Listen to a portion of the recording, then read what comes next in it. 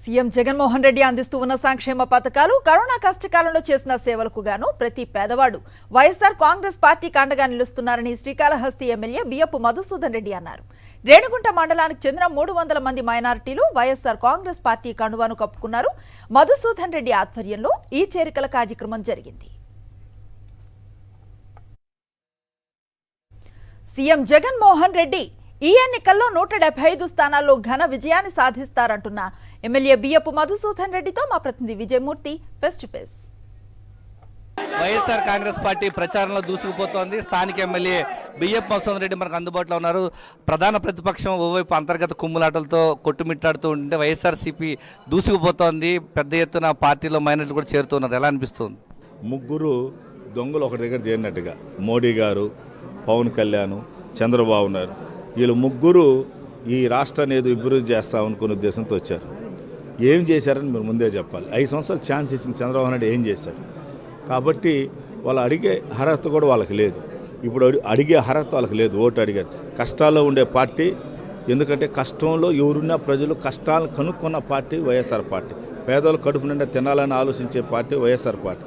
అందుకని ఈరోజు మేము కరోనాలో సహాయం చేసి ఇప్పుడు కూడా ఓటు అడిగే అర్హత ఒక వైఎస్ఆర్ పార్టీకే ఉంది. కాబట్టి ప్రజలను వదిలేసిన పార్టీ కనీసం ఖర్జూర పండు అమ్మే సంవత్సరానికి ఒకసారి వస్తారు. వీళ్ళైతే 4 సంవత్సరాలకు వచ్చారు. ఈ ఖర్జూర పండు అమ్మే బొజ్జల ఫ్యామిలీ ఇప్పుడు వచ్చేసి మాకు ఓటేయండి అంటారు. నువ్వు బతుకున్నప్పుడు, మీ నాయన బతుకున్నప్పుడే మీ నాయన పోస్ట్ పెరిగేసింది, నీ వల్ల పెరిగేశారు. ఎర్రసందనం స్మగ్లర్ అని చెప్పేసి 16 మంది ఇసుకలో చంపేసినారని, ఎర్రసందనంలో వచ్చేసి అడవిలో కాల్పులు చేశారని మీ నాయన్ని చంద్రబాబు నాయుడు పిలిచి నీ కొడుకు వల్ల నాకు తట్టుకోలేకపోతుంది తీసేశారు. ఎందుకంటే మేము జగన్మోహన్ రెడ్డి మాకు ఏం కావాలన్నా కూడా ఇస్తూ ఉన్నారు. అందులో బీజేపీ టైప్ అయింది. వాళ్ళు ఏం చేస్తారో దేశాన్ని మనందరం కూడా చూసాం. అందులో చంద్రబాబు నాయుడు మాటలు ఎలా ఉంటాయని కూడా చెప్పారు. కాబట్టి ఇప్పుడు మనం మరి పవన్ కళ్యాణ్ గారి గురించి చెప్పాలి. పవన్ కళ్యాణ్ గారు అసలు పార్టీ అతనిది యూత్ పార్టీ, అది చంద్రబాబు నాయుడు. అతను లైఫ్ అంతా కూడా సినీ ఫీల్డ్లో యాక్షన్ చేస్తుంటారు కదా. డైరెక్టర్ ఎవరు? డైరెక్టర్ చంద్రబాబు నాయుడు. సినిమాకి డైరెక్టర్ డబ్బులు పెడతారు. ఇంకా ప్రొడ్యూసర్, వీళ్ళిద్దరు కలుసుకొని సినిమా తీసి, డైరెక్టర్ ప్రొడ్యూసర్ కలుసుకొని ఒక సినిమా తీస్తారు. ఎందుకంటే డబ్బులు పెట్టేది చంద్రబాబు నాయుడు కాబట్టి. ఈరోజు తెల్లారులేసి ఈరోజు మేకప్ వేసుకుని పోయి పలానా సభలో అరిసేసిరా అంటే అరిచేసి వస్తాడు.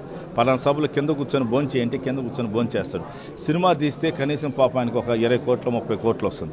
కానీ తెలుగుదేశం అనే సినిమాని నడిపించేదానికి, తెలుగుదేశం అనే సినిమాని ముందుకు తీసుకోమని 1000 కోట్లు ఈ బడ్జెట్. చూశారు కదా, ఒక సినిమా తీయాలంటే కనీసం మనకు 2 సినిమాలు తీసే సంవత్సరానికి అవుతుంది. ఆయన నిత్యం జీవితంలో సంపాదించినంత డబ్బు 1000 కోట్లు ఈరోజు పవన్ కళ్యాణ్ గారికి చంద్రబాబు నాయుడు గారు ఇచ్చారు. కనీసం ప్రజలు కూడా నవ్వుతూ ఉన్నారు. జగన్మోహన్ రెడ్డి గారు సింగిల్గా వచ్చి ఈరోజు రాష్ట్ర ప్రజలకు ఒకటే అడుగుతున్నాడు, నేను మంచి చేసి నాకు ఓటేమని. మీరేమడుగుతారు చెప్పండి? మీరు ముగ్గురు ఏమంటున్నారు? బీజేపీ ఏమంటున్నారు? తెలుగుదేశం, పవన్ కళ్యాణ్, కాంగ్రెస్ వీళ్ళంతా ఏమడుగుతున్నారు చెప్పండి? మమ్మల్ని చూసి అలా జగన్మోహన్ రెడ్డి అట్ట ఏం చేశారు చెప్పండి రాష్ట్రానికి? అందరూ బాగానే ఉన్నాం. నాడు నేడు స్కూల్ పిల్లలు అందరూ ఈరోజు హ్యాపీగా ఉన్నారు. అభివృద్ధి, ఇంతగానో అభివృద్ధి ఏం కావాలయ్యా? క్షేత్రస్థాయిలో ప్రజల కష్టాలను దగ్గర నుంచి చూసినటువంటి వైఎస్ఆర్ కాంగ్రెస్ పార్టీ అభివృద్ధి పదంలో దూసుకుపోతుంది. శ్రీకాళహస్తి ప్రజలంతా కూడా ఈరోజు వైఎస్ఆర్ కాంగ్రెస్ పార్టీ వైపు ఉన్నారు. రాష్ట్ర ముఖ్యమంత్రి చెప్తున్నట్లుగా 175 స్థానాలు కూడా వైఎస్ఆర్ కాంగ్రెస్ పార్టీని గెలిచి తీరుతామంటూ ధీమా వ్యక్తం చేస్తూ ఉన్నారు శ్రీకాళహస్తి ఎమ్మెల్యే బియ్యపు మధుసూదన్ రెడ్డి. కెమెరామెన్ హరితో విజయమూర్తి, సాక్షి టీవీ, శ్రీకాళహస్తి నుంచి.